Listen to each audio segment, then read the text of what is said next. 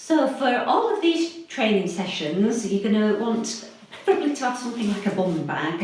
You can have a pot of food on the side, but I do think a bum bag or a pouch is good. Or you can even have treats in your pocket. And remember, we want to make sure that the treats are really small, so no bigger than really the size of a pea. So something like that. That's Millie trying to get them.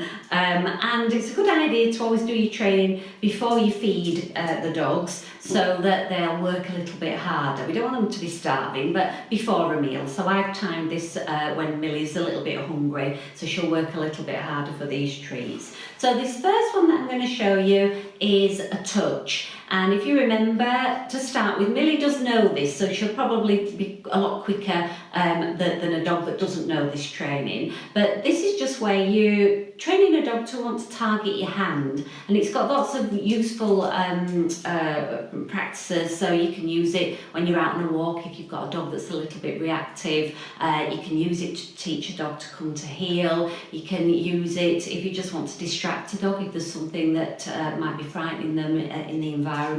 So let's make a start. So I'm going to sit down and I'm just going to put my hand out, the palm of my hand out. And to start with a dog that doesn't know it, always make sure that you do it in an area where they're close by. So I'm going to call Millie over. I'm going to give 1 or 2 treats just to let her know that she needs to hang around me. So come on, Millie.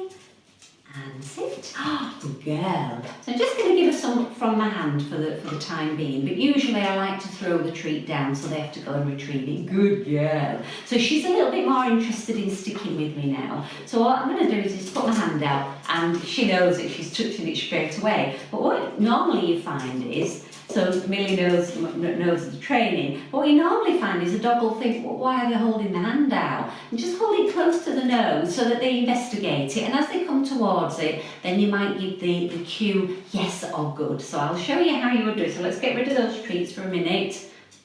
Yes. She gets a treat. Now what I'm going to do now is throw the treat down so that she has to actually move away. Don't do this too soon, because you want to keep your dog near you to start with. In the early stages, not really sure what it is that you're asking of them, but once they get the hang of it, or once you think they've got the hang of it, if you put the treat a little bit away from you, not too far, then they actually have to walk up to you, and then you've got an idea that actually they're understanding this, particularly if they're walking up to the hand and targeting the hand. And that's when we can put in a cue. So let's start with touch. Good girl. So I'm putting in a cue now, a little bit sooner perhaps than in normal circumstances, but let's throw that down so she's got to come to me. Touch. Good girl. And it's almost as she's touching my hand with her nose, I'm putting that cue in, because what I wanted to do is to realise that the cue, so she's having a little sniff at the pouch there. So I like to use the that means try something else, don't do that. And with the it's not a punishment, it's just don't do that.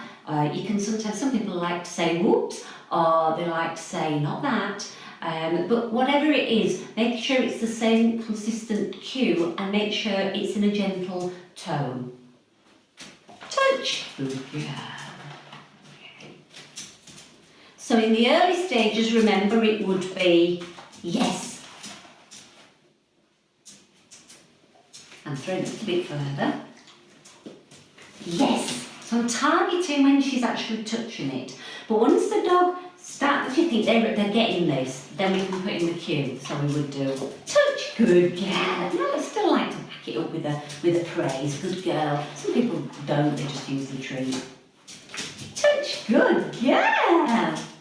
So that's how to start a touch, and then you can move it around a little bit. So if you've got a dog that's over the other side of the room, so she's hanging around me, so it might be a bit difficult to show you this, but now we can say, Millie, touch. And you see she's jumping up to get to it now. So it's a nice game as well. They really like to find it, go find it. She's not quite a fan of the treat, that's it. I also like to use the go find cue. So when you say go find it, you can use that when you're doing some scatter feeding. You scatter it around and say go find it, and it helps them to just get the nose down, and it's a nice little cue. So that's how to start a touch and how to progress it.